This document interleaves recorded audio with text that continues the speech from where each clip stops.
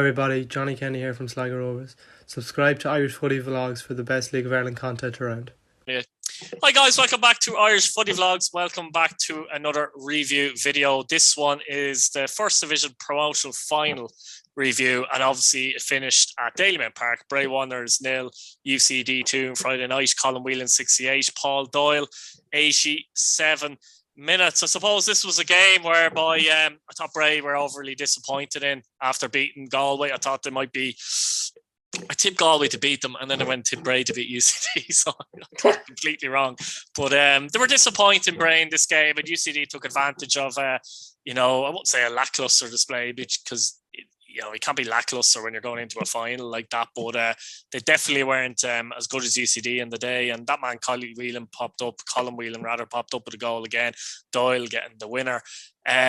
Big win for UCD, having beaten Treaty, to be fair, Daz, and we probably, and this isn't anything against UCD, we probably had them down as second, maybe third or fourth favourites to actually get into the final, because we felt that whereas they can get goals and that they had a habit of maybe conceding goals and it might catch them out in one of the games. But fair play to them. They found a way to get by the two games to get into the final against Waterford, which will be next week in Richmond Park on Friday.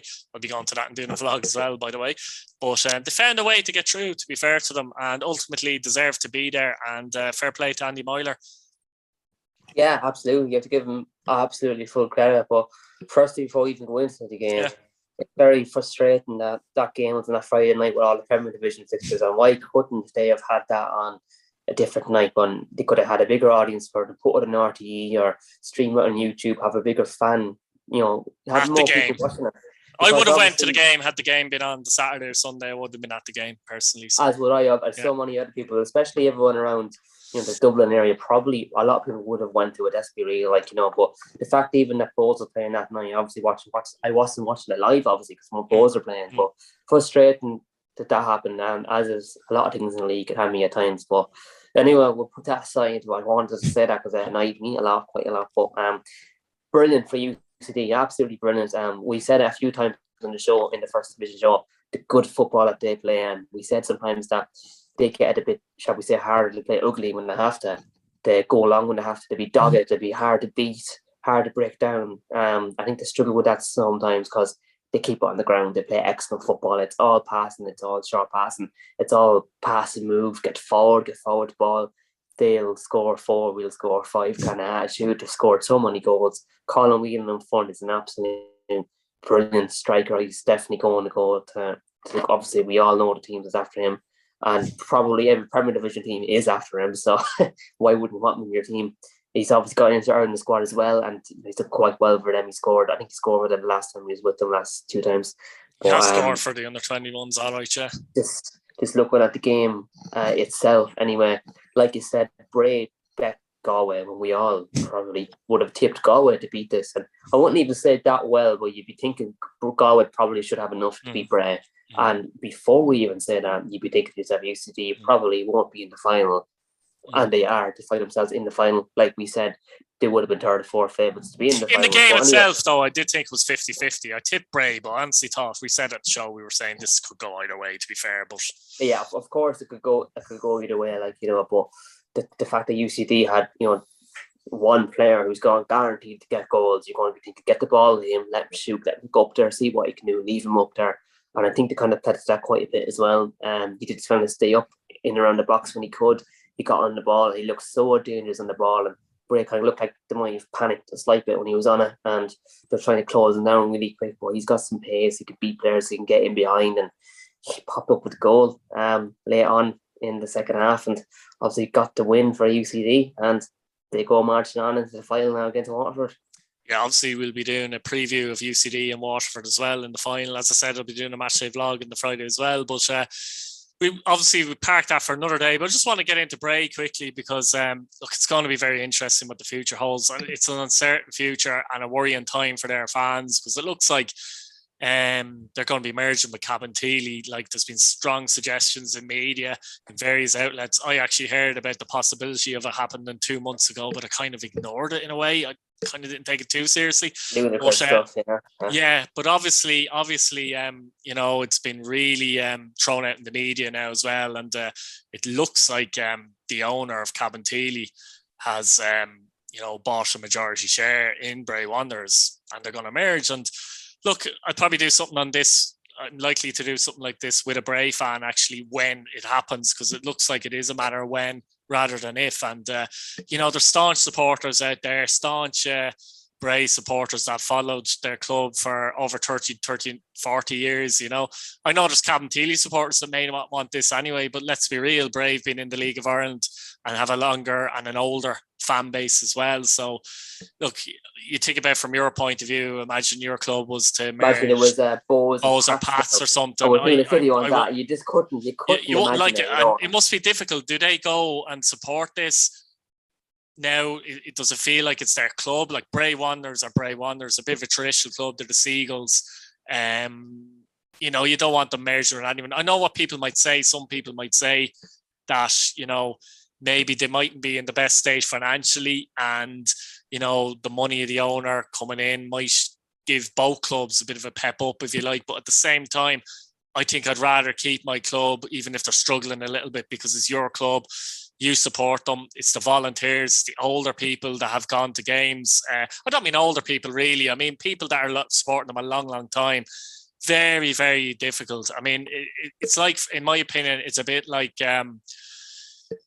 you know, it'd be like a marriage breaking down or something, and you had no choice in it or something like that. It really is. It can, like, people invest a lot into their clubs. I don't mean money necessarily. I mean time, emotional, you know, memories, emotional side people, of things, all friends, that, place to go, everything like that. And I just think, huge community, everything's going to be gone. I think for a club, a traditional club like Bray Wanderers, I just think this is very disappointing. How do you feel overall, Daz?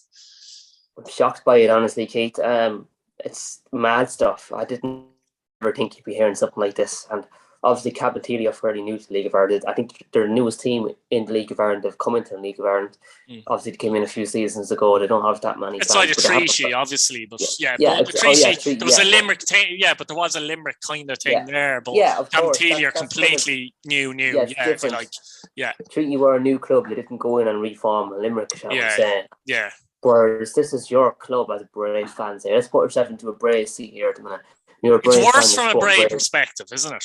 Than a Cabinteely perspective. Bray the last 20 years. Let's go back to a few years ago when they were in Europe. Imagine that. They were in Europe a few seasons ago. They finished up in Europe and they had all that money at the time. Got relegated. So there's people on that roller coaster of getting up into the league, getting investment, going up to the European spots, 4th, 5th place finish, getting relegated, and then obviously the night the playoff kind of final. Like, that's the roller coaster to be on, and all their memories. So now to be told, your club is no longer, and your club is gone, it's going to be merging with another. It's going to be called something else. And I think there's some Bray fans, I think, that won't support it at all and mightn't even go again. I mean, there's people that sell teas and coffees and things like that, and that won't interest them at all. Like, you know. No, it's so sad. It's so sad for a Bray fan, and this even Cabinteely fan has to be frustrating, because I'm sure they would have had aspirations to eventually go up to the Brown Division, to eventually test themselves, and hopefully one day we can fundraise enough, get sponsors, to get whatever to get up, or try and push up. And that's gone for them. That opportunity is gone for them, and to go back to a Bray there again, it has to be frustrating. It has to be the back of their heads going into every game since this came out, going, this is not our club. When we go up, we are gone. We are a different club. What's going to happen? Our history is gone. We don't even have a club support anymore. As you said there, I would much rather sooner my club stripped back everything and was finishing last in Division 1. But I had my club, something to build on, something to try and push up and go again, than to be told that day it's gone, you're merging with whoever down the road. It's just feel like the soul is ripped out of you a little bit. Yeah, it's not your club. Like, it's not what you've invested your time in. It's not where you used to go. It's not where you're from. It's not your community. It's not your identity. It's taken from you.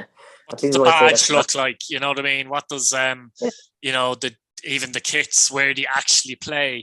what's going to be the name of the team, all these kind of different things. It's just, Oh my God, tough. it's mad. Yeah. The only thing is, though, will it attract more fans? Will it be a successful team if they get investment? If they go up, will all be forgotten? If they have a huge budget, bring in loads of players, I wouldn't say all be forgotten. I mean, they might have, quite a bigger fan base, but they are a new team because 2 teams have been taken out. So Cabinteely's gone, Bray is gone. There's now a new team. So, I could maybe half of each fans might go, but what do the other half do? They obviously love football. They had a place to go every week. They had a season ticket or a membership, what have you, that they no longer will have, and they're going to put in this new team.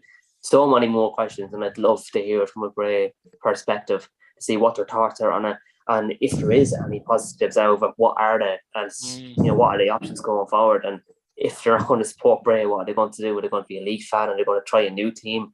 It's a horrible situation being as a fan, horrible, unimaginable.